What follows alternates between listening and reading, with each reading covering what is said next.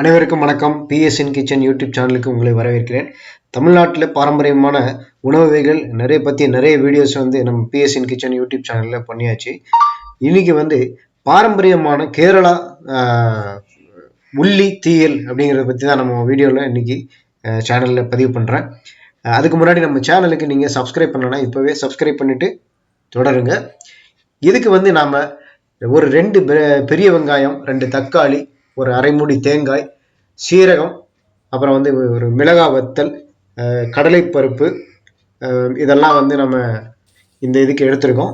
இப்போ நான் ஒரு பேனில் எடுத்து ரெடியாக வச்சுக்கக்கூடிய மிளகாய் வத்தல், ஒரு 3-4 மிளகாய் வத்தல் எடுத்து வச்சுருக்கோம். அதை பிச்சு அதில் போட்டுடுறேன்.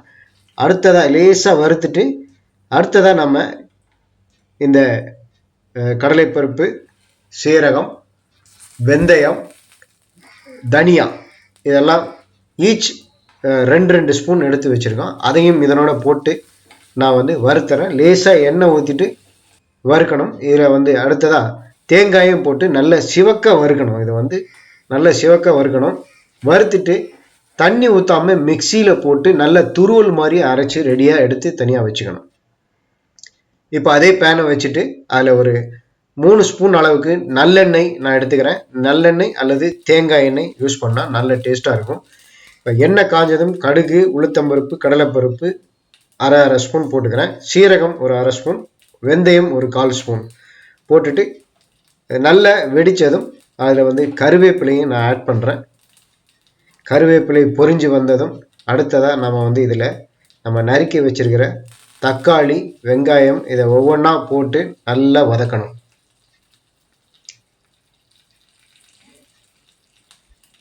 இதில் இப்போ நான் தக்காளியை ஆட் பண்ணுறேன். தக்காளியை போட்டு நல்லா வதக்கிங்க. 1 நிமிஷம் நல்லா அந்த தக்காளியை வதக்கின பிறகு அடுத்ததாக நறுக்கி வச்சுருக்கக்கூடிய 2 பெரிய வெங்காயம், 2 இல்லைன்னா 3 வெங்காயம் கூட இதுக்கு எடுத்துக்கலாம்.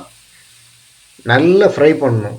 தக்காளியும் வெங்காயமும் பார்த்திங்கன்னா வதக்கினதில் அது நல்லா சுருங்கி இருக்கணும். இப்போ வெங்காயத்தை ஆட் பண்ணுறேன். நல்லா ஃப்ரை பண்ணிக்கோங்க. ஃப்ரை பண்ணிவிட்டு இதை கொஞ்சம் மூடி வச்சிட்டோம் அப்படின்னா இன்னும் நல்லா வதங்கிடும். இது கேரளாவுடைய பாரம்பரிய உணவு வகை, ட்ரெடிஷ்னல் ஃபுட்.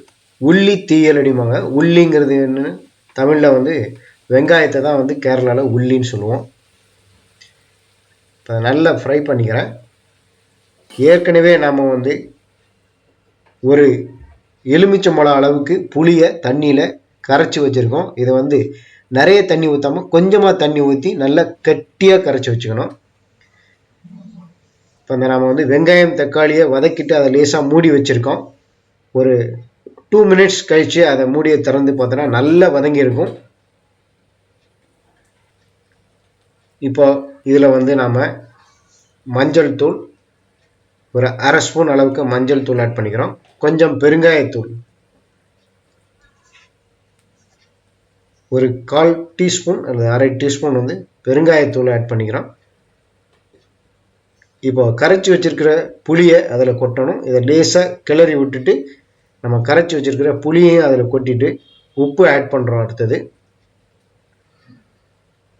புளி நல்லா கட்டியாக கரைச்சி வச்சுக்கோங்க, தண்ணியாக இருக்கக்கூடாது. இதை லேசாக ஒரு கிளறிட்டு அடுத்ததாக நம்ம இதில் தேவையான அளவு உப்பு ஆட் பண்ணுறோம். இந்த குழம்பு பார்த்திங்கன்னா இந்த தீயல் கேரளாவினுடைய பாரம்பரிய உள்ளி தீயல். இப்போ 1.5 ஸ்பூன் அளவுக்கு நான் உப்பு ஆட் பண்ணிக்கிறேன். இதை நிறைய சாதத்துக்கு கொஞ்சமாக உண்டாலே போதும். அந்த அளவுக்கு கம்மியான குழம்பு, ஆனால் சாதம் நிறைய இழுக்கும். இப்போ நல்லா கொதிக்க விட்டுட்டு இதை அடுத்ததாக நம்ம ஏற்கனவே முதல்ல ஃப்ரை பண்ண அந்த மிளகாய் வத்தல், தனியா, தேங்காய், சீரகம் இதெல்லாம் போட்டு மிக்சி ஜாரில் போட்டு துருவல் மாதிரி அரைச்சி வச்சுக்க சொல்லியிருந்தேன். அந்த அரைச்சி வச்சிருக்கிற அந்த கலவையை நம்ம இப்போது இந்த குழம்புல இந்த தீயலில் கொட்டுறோம்.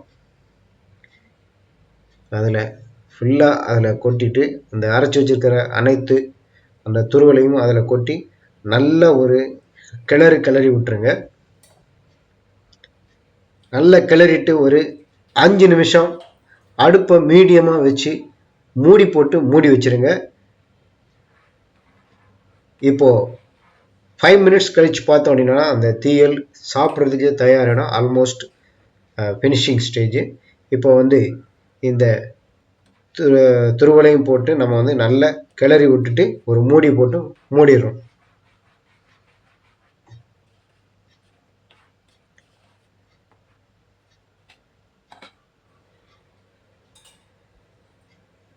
ஃபைவ் மினிட்ஸ் கழிச்சு அதை திறந்துட்டு நல்ல ஒரு கிளறிட்டு வேற பாத்திரத்துக்கு நம்ம ஷிஃப்ட் பண்ணிடுறோம். இது வந்து இந்த கேரளா உள்ளி தீயல் செம்ம டேஸ்டாக இருக்கும். சும்மா சொல்லக்கூடாது. வீட்டில் எல்லாருக்குமே வந்து இது ரொம்பவே பிடிச்சிருந்தது. இதே மாதிரி நீங்களும் செய்து பாருங்கள்.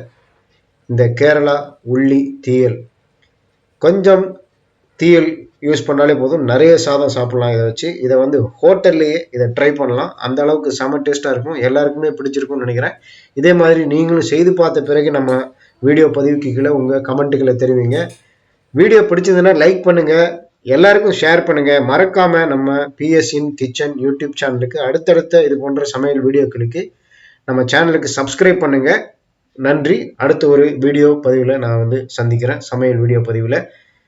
இது PS in Kitchen. நன்றி.